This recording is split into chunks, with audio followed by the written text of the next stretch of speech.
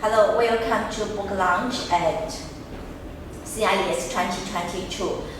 This is the book Global Citizen Formation. I would like to share with you. It's my honor and pleasure for CIES to have opened this opportunity here for me to share my new book, which is published by Springer. It was last year in August 2021. And this book with a subtitle of Global Citizenship Education in Higher Education. My name is Shumin CHEN. I teach at Center for General Education in Datong University, Taiwan, Taipei. I am also the General Secretary of Taiwan Association of Sociology for Education. It has been since 2018, it has been 4 years. In the past 2 years, I am also the General Secretary of Taiwan Professional and Organizational Development Networks in Higher Education. Before I going to share you this new book, the chapters of this new book, I would like to go to some key concept of this book. The first one is that global citizenship education. According to UN, global citizenship education plays a key role to teach children and the youth the skills to enable them to engage in a more peaceful, just, inclusive, and sustainable global society. Global citizenship education also provides the knowledge, skills, and values which students learn to resolve the planet's interconnected challenges, including climate change, conflict, poverty, hunger, and issues of equity and sustainability around our world. So therefore, a global citizen is who embrace the world and respect what are good for humankind, as well as what should be done to protect environment, maintain peace, pursue multicultural policies, and make technology helpful to human ends. So the outcomes for equipping global citizens are also prepare students to be successful in the global workforce markets. Here I'm going to introduce the main goals of this book. This book asks how citizenship has been conceptualized in a dramatic transformation age. The book also explains the changes and challenges of Taiwanese citizenship, which emphasize the various identity in the global and multicultural era. I also explore the evolving relationship between the social movement, citizenship, and the expectation on the global education from the young's viewpoint. The second topic of this book is to ask how has the curriculum and the pedagogy designed to fit the global changes for cultivating young generation with the competence of global citizenship. So what are the outcomes and attainment according to Taiwan experience in higher education and adult education are all included. And as UNESCO advocate to invite students, and the teachers and others who are involved in the university life to participate in a conversation on how to foster global citizenship through higher education and share their experience and insight.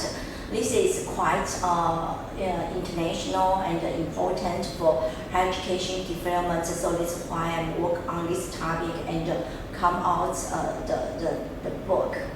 Next, I'm going to talk about the theoretical framework of this book. There are two main themes of this book. The first one is that the significant and the paradise of global citizenship is vital and meaningful to all countries. The second one is that we face the challenges to global citizenship education are critical and obvious to educational systems. So in my book, I try to build up and conclude in the transformative citizenship within the context of globalization.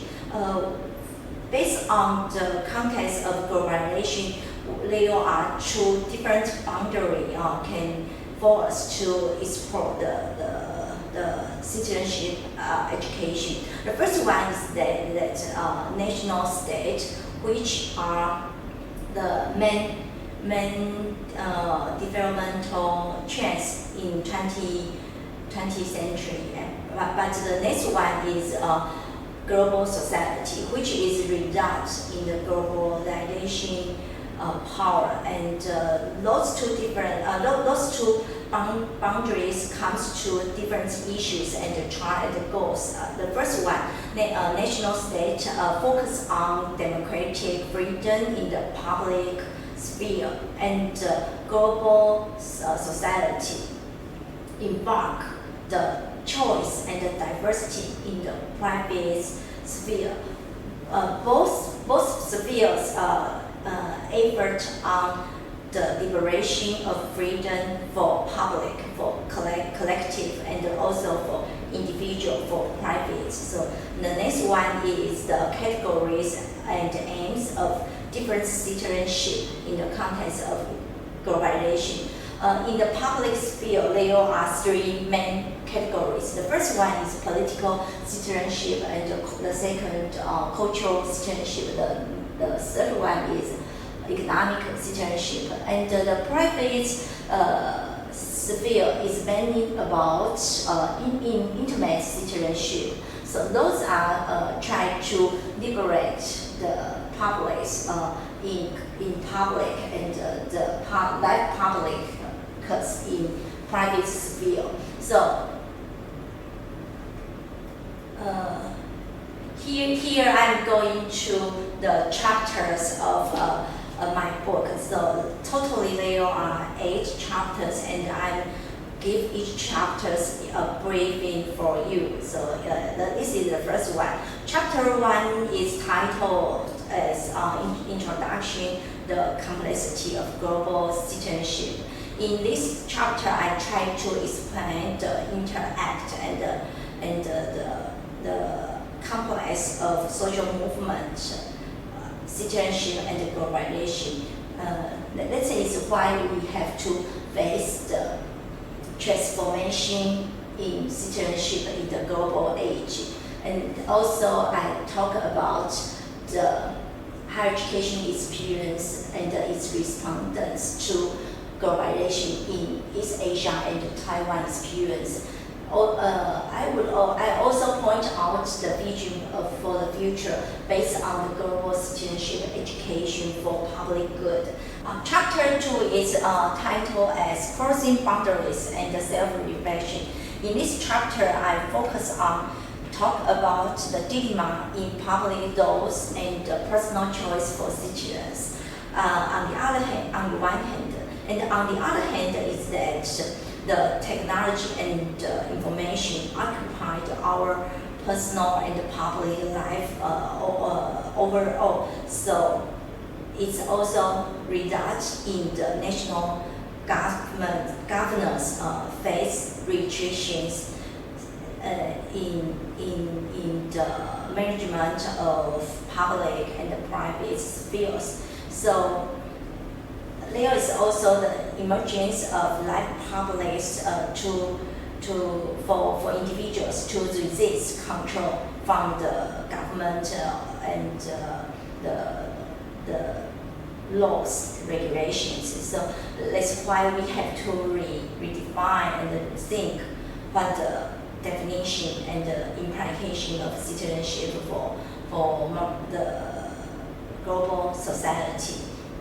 And I also try to talk about the integration of public and private livelihood to foster citizenship in this chapter.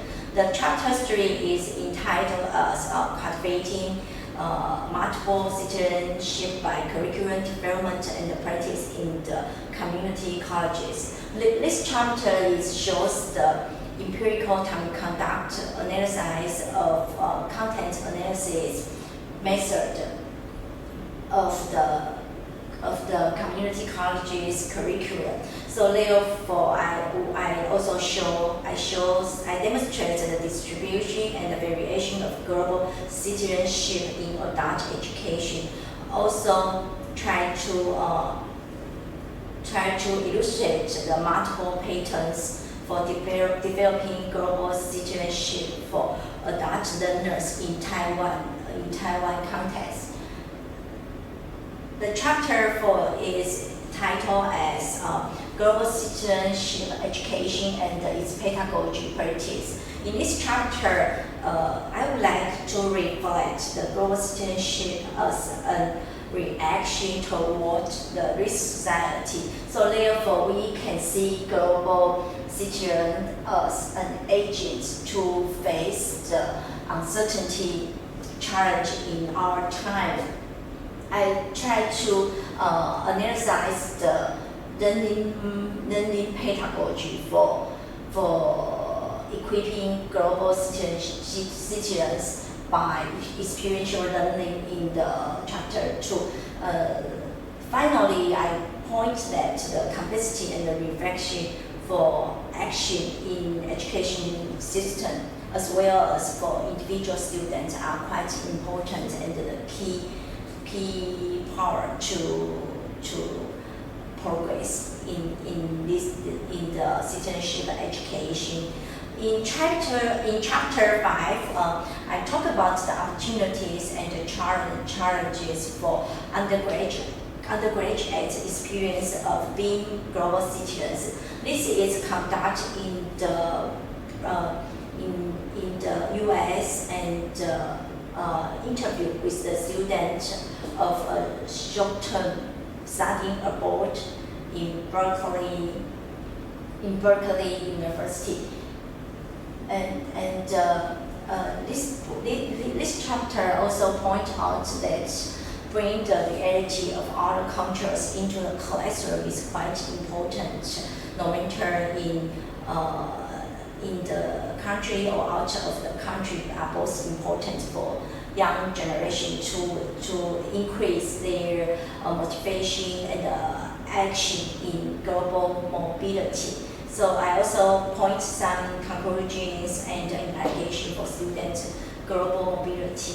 This is chapter 6. In this chapter, I conduct an empirical survey of the Taiwanese higher education teachers, universities, teachers' perspectives on students' competence in global citizenship. So I try to analyze why university plays as a site for global citizenship and what are the strategy and practice on global literacy in higher education. And I conduct the empirical survey, collect data, and also analyze the findings and the discussions. Finally, I talk about the solutions and the motivations to empower teachers teaching in global citizenship. And this is the chapter 7. It's about undergraduate self-evaluation on global citizenship competence. Here I shows what are the students' engagement on global issues, and the empirical survey is conducted for discovering the undergraduates' opinions on their self-performance on global citizenship and global literacy. So the results also shows that students' performance and shortage on global citizenship. Finally, I give some conclusion and suggestions for encouraging students' motivation and action on global engagement. in their learning stage in higher education. And here are the chapter 8. This is the final chapter, and I give the conclusion that global citizen formation to ensure a sustainable development for the future. The beginning, I also re-echo to the chapter 1 that a complex of global problems and challenges encountered in our time, in our era. So we have lots of debate on future development and how to engage the learning process of the educational systems on this topic. But it's the key and the critical, the core issue is that to promote students' awareness on global citizenship remains the core mission of higher education. Equipping students' competence of global citizenship. I also point out prospects for future in the global society. The next one is about UNESCO's approaches to global citizenship education. By UNESCO, it's point 3 main approaches to engage students learning in this topic. The first one is holistic. It's addressing learning content, outcomes, and pedagogy in both formal and informal learning environment. And the second is about transformative. It's quite important to enable learners to transform themselves and the society as well as the society. The final is that the value base is still is the key to promote universal shared values such as equity, respect, and dialogue. Here are the 17th SDGs for well known by international and in different field. And I think it's quite important to remind us that there are lots of things we have to keep on our efforts, and the education is the key power to make things come true for these goals. That's why I write this book, Global Citizen Formation. And based on this book, we can reflect ourselves what have been done, and what should we keep on going to promote the global citizenship and the global citizenship education in higher education. And I'm so happy to share you what happened in Taiwan. Thank you so much. And if you have any question, you can find me on Google homepage by search Shumin CHEN or just email to me. Thank you so much.